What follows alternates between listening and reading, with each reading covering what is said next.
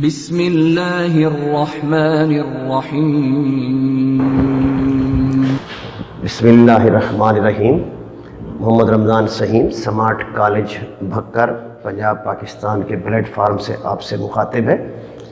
آج ہم انگلش کے 3 بنیادی سٹرکچرز سیکھیں گے جن کے اندر جس سے آپ یوں کہیں کہ ساری انگریزی ان 3 سٹرکچرز کے گرد گھومتی ہے، کوئی چوتھی بات نہیں ہوگی، یہی سٹرکچرز آگے پیچھے ہوں گے اور آپ کے جملے بنتے چلے جاتے ہیں۔ یہ بیسک سٹرکچرز اگر سمجھ میں آ جائیں، یہ 3 سٹرکچرز ایس وی او، ایس وی اے اور ایس وی سی، تو انگریزی کو سمجھنا کوئی ہمارے لیے مشکل نہیں ہے۔ ہم کوئی بھی کام سسٹمیٹیکلی نہیں کرتے جس کی وجہ سے ہمیں تھوڑی سی الجھن ہوتی ہے اور وہ چیز ہمیں مشکل نظر آتی ہے۔ اگر آپ ان 3 سٹرکچرز پہ بھرپور غور کریں، صحیح طور پر دل جمی سے اس کو سمجھنے کی کوشش کریں، تو انگریزی آپ کے لیے میں کہتا ہوں کہ 50% آسان ہو جائے گی سمجھنا۔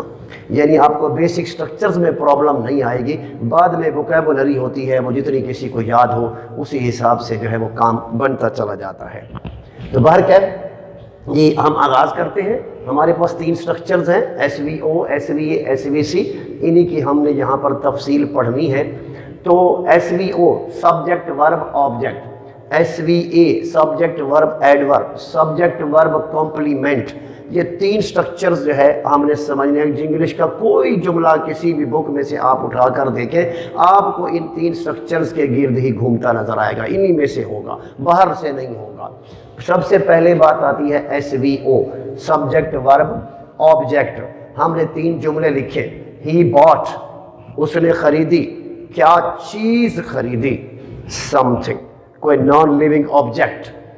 ہی کلڈ اس نے مارا، کس کو مارا، ہی کلڈ اے سنیک کوئی لیونگ آبجیکٹ جسے آپ سم باڈی کہتے ہیں۔ کبھی آپ ڈکشنری اٹھائیں، اس میں کہیں نہ کہیں آپ کو ایس بی یا ایس ٹی ایچ لکھا ہوا نظر آتا ہے، سم باڈی اور سم تھنگ، تو یہ وہی چیز ہوتی ہے، آبجیکٹ کو ظاہر کرتی ہے کہ وہ لیونگ آبجیکٹ بھی ہو سکتا ہے، وہ نان لیونگ آبجیکٹ بھی ہو سکتا ہے۔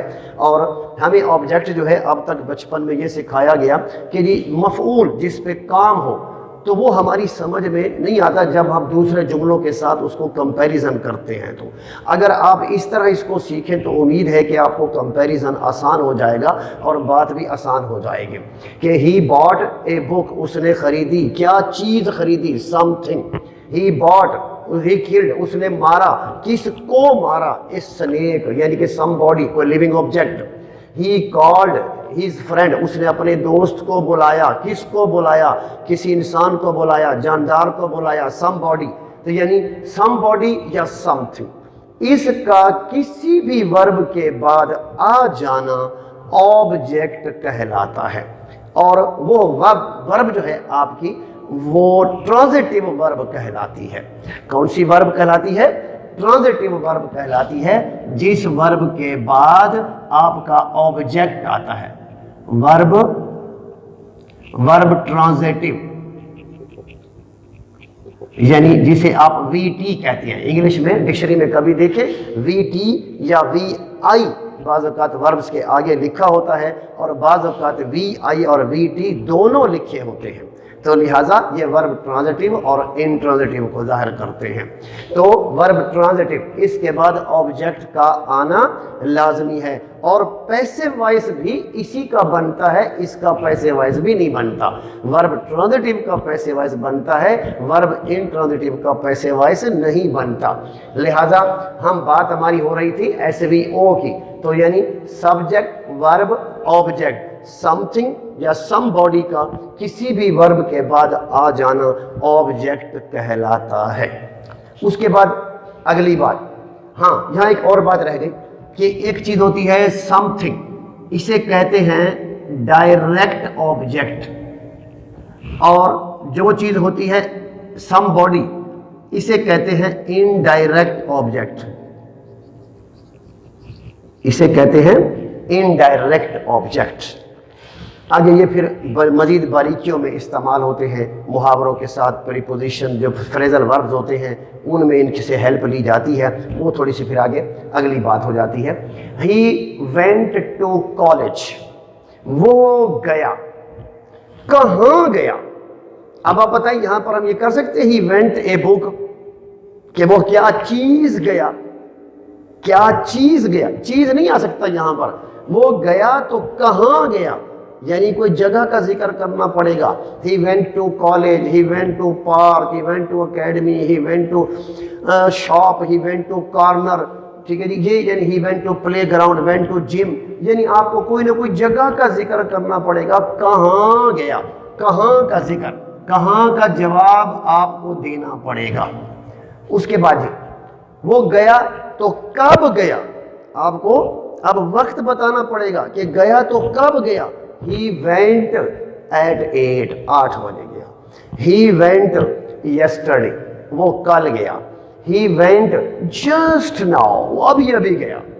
ہی went a few days ago, وہ چند روز پہلے گیا، ٹھیک ہے جی، یعنی any unit of time. He went in 2010، وہ 2010 میں گیا، ٹھیک ہے جی۔ ہی وینٹ ان جنوری 2016، وہ جنوری 2016 میں گیا۔ جگہ کا یعنی وقت کا ذکر کرنا پڑے گا، یہ جگہ کا ذکر ایڈورب آف پلیس، یہ وقت کا ذکر ایڈورب آف ٹائم۔ اگلی بات ایڈوربز آف مینرز، یہ ان دونوں کو ایڈوربز آف مینرز کہتے ہیں، ایڈوربز آف فریکوینسی بھی ہوتے ہیں۔ بار کیا جی، بائی بس، آپ کا ذریعہ کیا تھا، کیسے وہ گیا، بائی بس، بائی ایئر، بائی ریلویز، دیکھیں جی، بائی روڈ یعنی کس طرح، بائی سی روٹ، سمندری راستے کے ذریعے گیا، ٹھیک ہے جی۔ آن اے بائک، ان اے کار، یعنی کوئی آپ نے ذریعہ بتانا ہے کہ کس طرح گیا۔ اس کے بعد کیفیت، اس وقت اس کی کیفیت کیا تھی، مسکرا رہا تھا، رو رہا تھا، ٹھیک ہے جی، بڑبڑا رہا تھا، ہے جی، تو یعنی کیسی اس کی کیفیت تھی۔ ویپنگ، روتا ہوا، بھاگتا ہوا، آہستہ آہستہ چلتا ہوا، ٹھیک ہے جی، یعنی یہ اس کی کیفیت ہے، آپ نے بتانی ہے۔ تو یہ 4 چیزیں ایڈوربز کہلاتی ہیں، لہٰذا یہ سٹرکچر ہمارا SVO بن گیا کہ جس میں اب آپ نے وقت کا ذکر، جگہ کا ذکر، ذریعہ، کیفیت، یہ چیزیں دینی ہوتی ہیں، یہ جملہ آپ کا SVO بن جاتا ہے۔ اب یہ SVO جملہ ہمیں بچوں کو ایک بڑی پرابلم پیش آتی ہے کہ بڑا جملہ کیسے بنتا ہے۔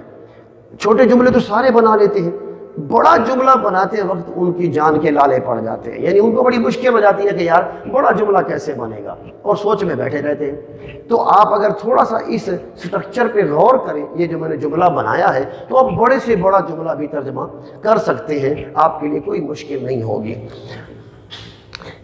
شی وینٹ، وہ گئی، کہاں گئی، ٹو انگلینڈ، جگہ کا ذکر، یعنی آپ نے اب ایڈوربز کو ہم اکٹھا کر رہے ہیں، ایک سے زیادہ وربز جملے میں ڈال رہے ہیں، یہاں پر صرف ایک تھی، ہم یہاں پر ان کو اکٹھا کر رہے ہیں، ٹھیک ہے جی۔ She went to England by air, ایک اور ایڈورب، ٹھیک ہے جی، یہ ایڈورب آف پلیس، یہ ایڈورب آف مینرز یعنی ذریعہ، ایڈورب آف ٹائم یعنی کب گئی، ایٹ 11 ٹائم، ٹھیک ہے جی، اور پھر ویپنگ ایڈوربز آف مینر یعنی اس کی کیفیت کیا تھی، یعنی وہ کل بذریعہ ہوائی جہاز 11 بجے روتی ہوئی انگلینڈ گئی۔ یعنی کتنا بڑا جملہ بن گیا، کوئی مشکل نہیں ہے، بنا سکتے ہیں easily if you are interested in learning English. If you are not interested in learning English, no way is good for you. She went to England by air yesterday at 11 p.m. weeping. یعنی یہ اب اتنا بڑا جملہ ہم نے اتنی یعنی جو ہے آسانی سے اس کو جو ہے کمپوز کر لیا۔ آگے جی، اب اگلی بات آتی، اس طرح کے بے شمار جملے بنائے جا سکتے ہیں، ان کے لیے پھر پریکٹس کی ضرورت ہوتی ہے، تو چونکہ اب ہم ایک ویڈیو لیکچر دے رہے ہیں، اس میں زیادہ باتیں نہیں سما سکتے۔ ہاں جی، تو شی از اے نرس، اب ہم SVC کی طرف آ رہے ہیں، سبجیکٹ ورب کمپلیمنٹ کی طرف آ رہے ہیں۔ شی از اے نرس اور شی ہیز اے پرس، یہاں پر آپ نے دیکھا کہ از اور ہیز، اس کو سمجھنے سے پہلے اگر ہم پہلے اس چیز کو سمجھ لیں تو زیادہ آسانی ہو جائے گی کہ دو وربز، انگلش میں آپ بے شمار وربز ہیں، ان میں سے آپ ان دو کو علیحدہ کر لیں اور باقی سب کو الگ کر دیں۔ لاکھوں کی تعداد میں وربز ہیں، ہزاروں سینکڑوں بھی نہیں، لاکھوں کی تعداد میں آپ کی بک میں، ہر بک میں ٹرانسلیشن میں کہیں نہ کہیں 300 400 200 250 وربز دے دی جاتی ہیں، اور وہ یعنی ٹھیک ہے بیسک چیزوں کے لیے کافی ہوتی ہیں but not fully good for higher level English. تو یعنی اب آپ کو کیا ہے جی کہ یہ لاکھوں وربز ہوتی ہیں، پھر کثرت مطالعہ سے یہ انسان سیکھتا رہتا ہے، بڑھتا رہتا ہے، اخبار پڑھنے سے، رسائل پڑھنے سے، بڑی بڑی بکس پڑھنے سے، تو یہ ڈکشنری ہینڈل کرنے سے یہ چیزیں امپروو ہوتی رہتی ہیں۔ تو باہر کیا جی یہ ٹو بی اور ٹو ہیو، ان دو وربز کو آپ الگ کر لیں، باقی سب کو الگ کر لیں۔ تو اب ٹو بی کی پہلی شکل دیکھیں جی، be is am are, was were اور بین، یہ پہلی دوسری تیسری فارم اس کی ہو گئی۔ پھر ہیز ہیو اور ہیڈ یہ اس کی پہلی دوسری تیسری فارم ہو گئی۔ یہ دو وربز، ان کو ہم ہیلپنگ ورب بھی کہتے ہیں، آگزیلیری ورب بھی کہتے ہیں، ٹھیک ہے جی، ان کو ہم لنکنگ وربز بھی کہتے ہیں، لنکنگ۔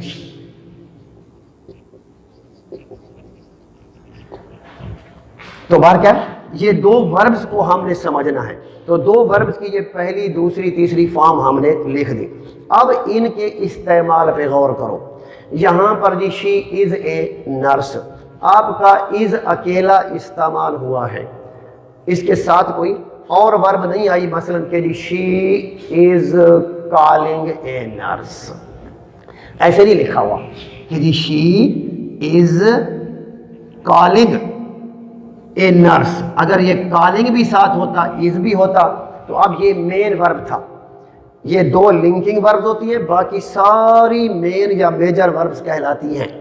تو یہاں پر میجر ورب جہاں بھی آ جاتی ہے اس کی یہ دو شکلیں بن جاتی ہیں، یا تو وہ وی ٹی ہوگی یا وی آئی ہوگی، یعنی اس ورب کو ورب ان ٹرانزٹیو کہتے ہیں، ورب ان ٹرانزٹیو یعنی وی آئی، وی آئی اسے آپ انیشیل ویلاسٹی نہ سمجھ لینا، تو یعنی یہ وی آئی، تو وی آئی جو ہوتی ہے یہ ورب انٹرانزٹیو ہوتی ہے، اس کے بعد ہمیشہ ایڈورب آئے گا، آبجیکٹ نہیں آ سکتا، اور وی ورب ٹرانزٹیو کے بعد ہمیشہ آبجیکٹ آتا ہے۔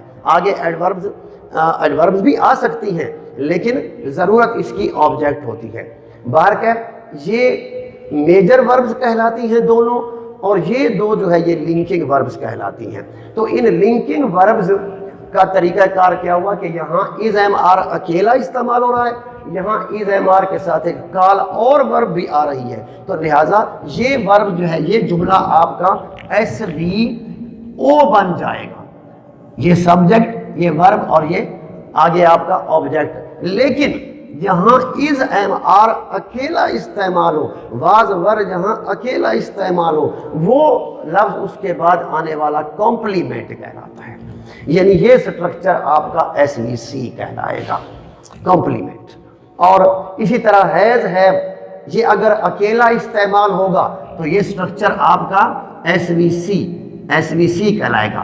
مثلا کہ جی شی ہیز اے پرس اور she has lost her purse, lost her purse, یہ ہیز اور لاسٹ استعمال ہوا ہے، تو لاسٹ ایک اور ورب آ گئی، اس میں میجر ورب آ گئی، لہٰذا یہ سٹرکچر ایس وی او بن جائے گا اور یہ سٹرکچر ایس وی سی بنے گا، کیونکہ اس میں is am are has have had اکیلے استعمال ہو رہے ہیں، ٹھیک ہے جی، یہاں پر یہ کسی ٹینس کا حصہ نہیں ہے، کسی ٹینس والی ورب کا حصہ یہ نہیں ہے، لہٰذا یہ سٹرکچر آپ کا ایس وی سی کہلائے گا۔